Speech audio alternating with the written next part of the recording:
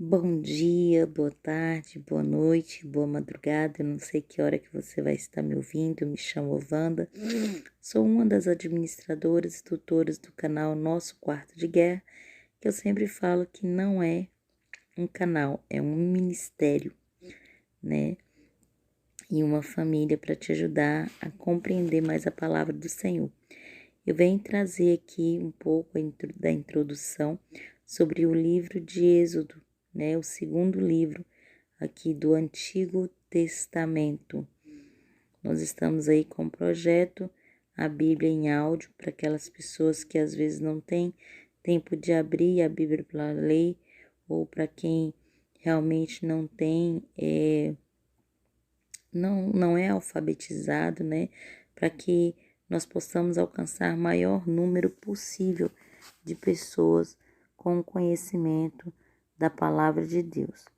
Bom, o título Êxodo, este livro, ele tira o seu nome daquele fato que constitui o fio condutor de toda a sua narrativa, a saída dos israelitas do Egito e os anos em que viveram no deserto antes de chegar a Canaã, a terra prometida.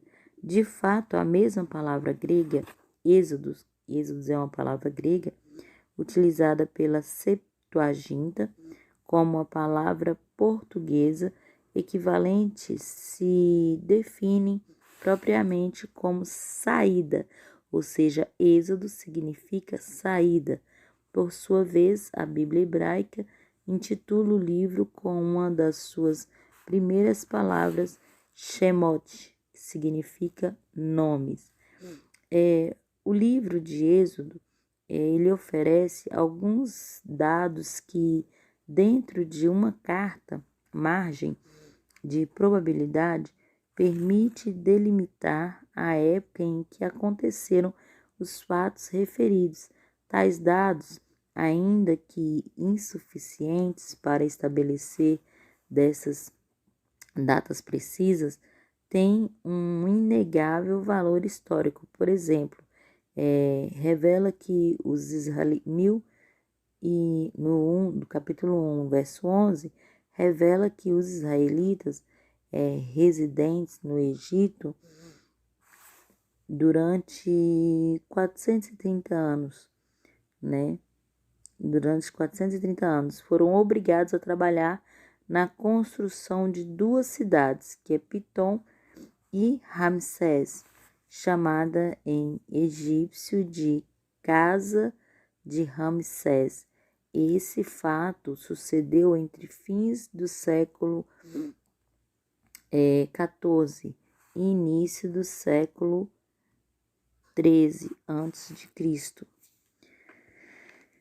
O conteúdo do livro de Gênesis traz o seguinte: a primeira parte do livro de Gênesis, relata a mudança da situação que, para os descendentes de Jacó, supôs que um novo rei que não conhecera José havia começado a reinar sobre o Egito.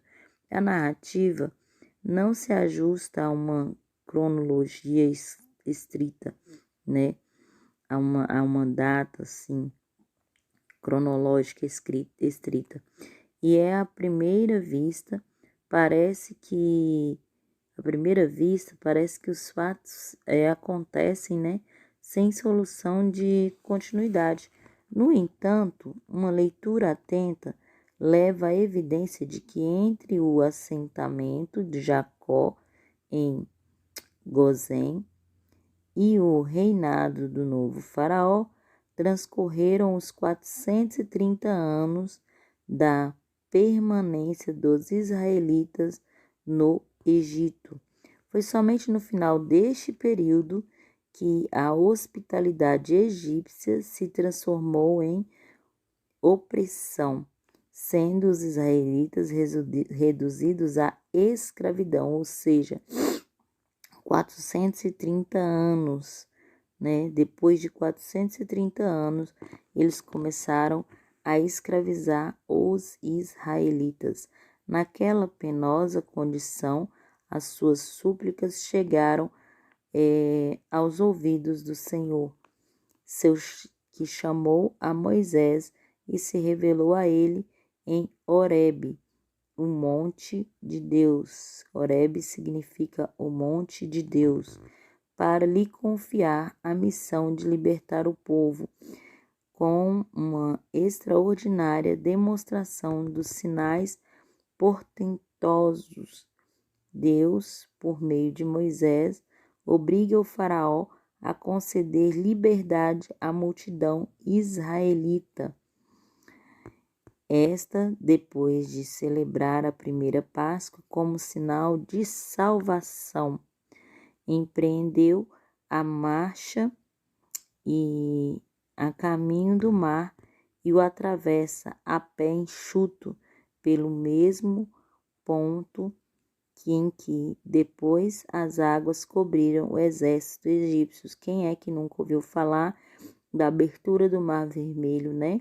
Que o próprio Deus fez para o povo de Israel passar, né?